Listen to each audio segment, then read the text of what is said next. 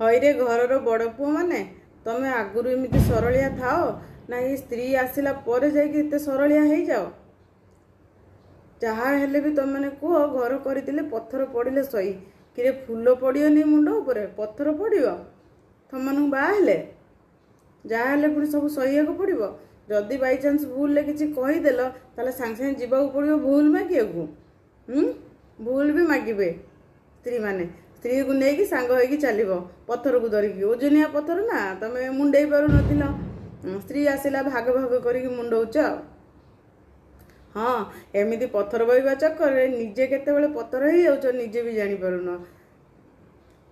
ହଁ, ତମରି ପଛରେ ତମରି ଭାଇ ବାହା ହେଇ, ସାନ ଭାଇ ବୋହୂ ଆଣି, ପିଲା ଛୁଆ ସଂସାର କରି, ଏମିତିକି ତମ ସ୍ତ୍ରୀମାନେ ରୋଷେଇ କରିଥିବେ, ସେମାନେ ଅଲଗା ଗୋଟେ ହାଣ୍ଡିରେ ରୋଷେଇ କରିକି ଖାଇ ଦେଇକି କବାଟ କଣ୍ଟା ଦେଇକି ଶୋଇବେ। ସେତେବେଳେ କ'ଣ କହିବ କହିଲ?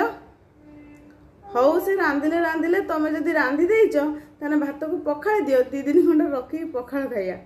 2 ଦିନ ଖଣ୍ଡେ ରଖିକି ପଖାଳ ଖାଇବା ବରଂ, କିନ୍ତୁ ମୁହଁ ଖୋଲିକି ପଚାରି ପାରିବନି କାହିଁକି ରାନ୍ଧିଲ? ଘରେ ତ ରୋଷେଇ ହେଇଥିଲା, କାହିଁକି ତାହେଲେ ରୋଷେଇ କଲ? ସେଇଟା ତ କହିପାରିବନି। ଖାଲି କନା ବଡ଼ ପୁଅ ହେଇଯାଉଛ।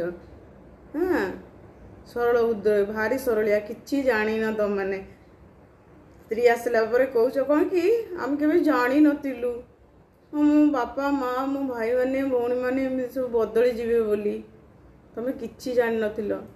ଭାରି ଜାଣି ସିଆଣିଆ ତମମାନେ ହେଲା।